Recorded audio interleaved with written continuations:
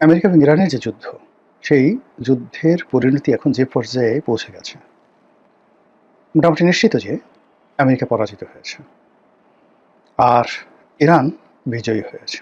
যেভাবে বিরতি হবে, যুদ্ধ যেভাবে নিষ্পত্তি হবে, এটার উপর নির্ভর করবে বিশ্ব শান্তি, বিশ্ব পরিস্থিতি। যুদ্ধের নিষ্পত্তির উপর নির্ভর করবে মধ্যপ্রাচ্যে ইসরায়েল থাকবে কি থাকবে না, আর যুদ্ধের যে সকল শর্ত, সেই শর্তের উপর আগামীতে এই বিশ্বে আমেরিকার মাতব্বরি এই বিষয়গুলো নিয়ে আলোচনা করব। তার আগে এই যুদ্ধ নিয়ে আমরা একটু কথা বলে নিই। আমেরিকার যে সকল বেজ রয়েছে, ঘাঁটি রয়েছে, সেগুলো থাকবে কি থাকবে না। যুদ্ধ শুরু হওয়ার পর থেকে সারা দুনিয়ার যারা সাধারণ মানুষ, বেশিরভাগ মানুষ নৈতিকভাবে আমেরিকার পক্ষে ছিল না, নৈতিকভাবে ইরানের পক্ষে ছিল। এমনকি আমেরিকার যারা সাধারণ জনগণ এবং ইউরোপের সাধারণ জনগণ, যারা সাধারণত যুদ্ধের সময় নিজ নিজ দেশের পক্ষে থাকে এবং কোনো মুসলমান রাষ্ট্রের উপরে আক্রমণ হলে তার আগে যেভাবে পশ্চিমা গণমাধ্যমগুলোতে সেই মুসলিম রাষ্ট্রের বিরুদ্ধে প্রচার করা হয়, যেমন কর্নেল গাদ্দাফি, সাদ্দাম হোসেন, তাদেরকে ঠিক মানুষ না, অনেকটা দানব হিসেবে পশ্চিমা মিডিয়া দীর্ঘদিন ধরে তাদেরকে প্রচার করেছে। পরবর্তীতে যখন সে সকল দেশে পশ্চিমার আক্রমণ চালিয়েছে, সবাই ধরে নিয়েছে যে এটা তাদের একটা ধর্মযুদ্ধ, ফলে টু শব্দ হয়নি। কিন্তু এক্ষেত্রে ইরানের ক্ষেত্রে একটা ব্যতিক্রম হলো যে ইরানের কোনো ব্যক্তির সম্পর্কে মানে ওইরকম একটা নেতিবাচক ধারণা পশ্চিমারা তৈরি করতে পারেনি। তাদের বিরুদ্ধে শুধুমাত্র অভিযোগ যে তাদের হাতে পরমাণু যুদ্ধ করার বা পরমাণু বোমা তৈরি করার, পরমাণু যুদ্ধ করার সক্ষমতা আছে, পরমাণু বোমা তৈরি করার সক্ষমতা তারা অর্জন করতে যাচ্ছে, এবং তারা যে এই মুহূর্তে পরমাণু কর্মসূচি চালিয়ে যাচ্ছে, শান্তিপূর্ণ কথা বললেও এই পরমাণু যে কর্মকাণ্ড মূলত আমেরিকা এবং ইসরায়েলকে শেষ করে দেওয়ার জন্য, এটা ছিল তাদের ন্যারেটিভ। ইরান বারবার চেষ্টা করেছে বোঝানোর জন্য, কিন্তু পশ্চিমারা সেটা বোঝেনি।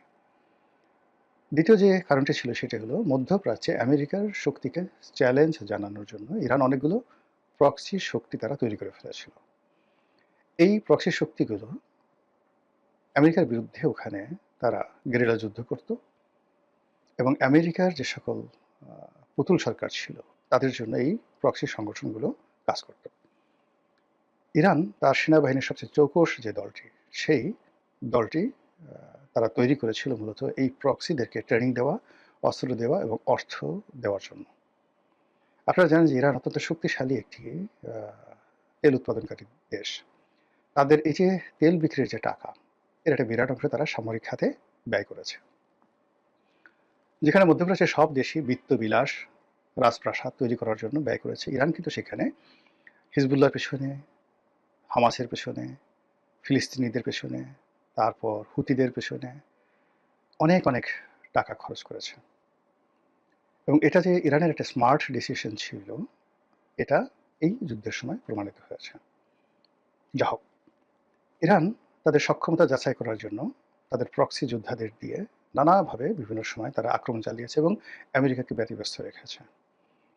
আমেরিকাও ইরানকে ভয় পেত, ইসরায়েলও ইরানকে ভয় পেত, কিন্তু সিরিয়াতে যখন ইসরায়েলি বাহিনী এবং আমেরিকান বাহিনীর যে সম্মিলিত প্রচেষ্টা, সেই প্রচেষ্টায় রাশিয়ানরা পিছু হটে যায়, এবং রাশিয়া যখন সিরিয়া থেকে সৈন্য প্রত্যাহার করে, আর অন্যদিকে কাসেম সুলাইমানি, ইরানের যে সেনাপতি, যিনি সিরিয়ার এই অঞ্চলের দায়িত্বে ছিলেন, প্রক্সি যোদ্ধাদেরকে ট্রেনিং দেওয়া থেকে শুরু করে সব কাজে, তাকে যখন অত্যন্ত সফলভাবে তারা মারতে পারলো, এবং এই গত ১.৫-২ বছরে যে ঘটনাগুলো ঘটেছে, তারা সেই হামাসের যে প্রধান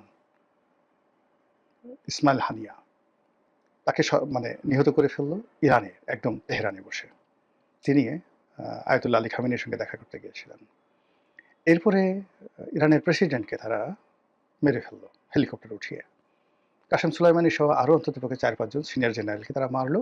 আর যখন সেই সিরিয়াতে তারা সরকার পরিবর্তন করে ফেললো, বাশার আল আসাদের সরকার, বাশার আল আসাদকে রাশিয়া সরিয়ে নিল এবং রাশিয়া তার মানে সৈন্য সামন্ত গুটিয়ে নিল। এর ফলে কি হলো, আমেরিকার যে দাপট আর ইসরায়েলের যে দাপট, এটি ১০০০ গুণ বেড়ে গেল।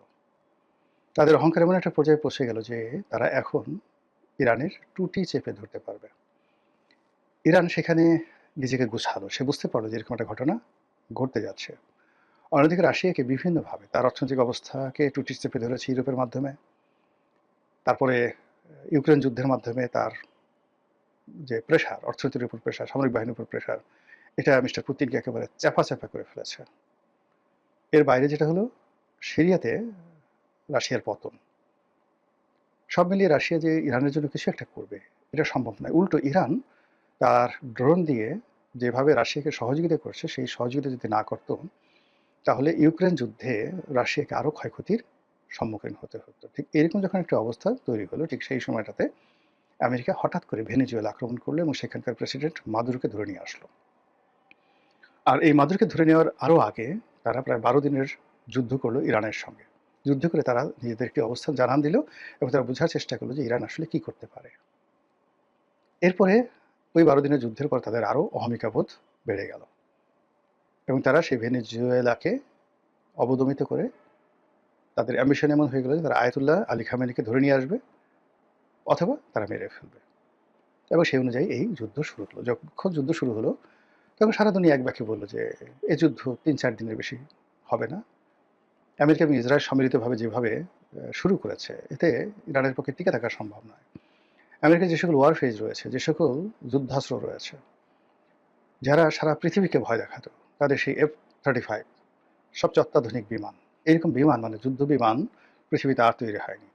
এবং এই প্রযুক্তিটি 35 এর প্রযুক্তিটি সে সম্ভবত আর কাউকে দেয়নি।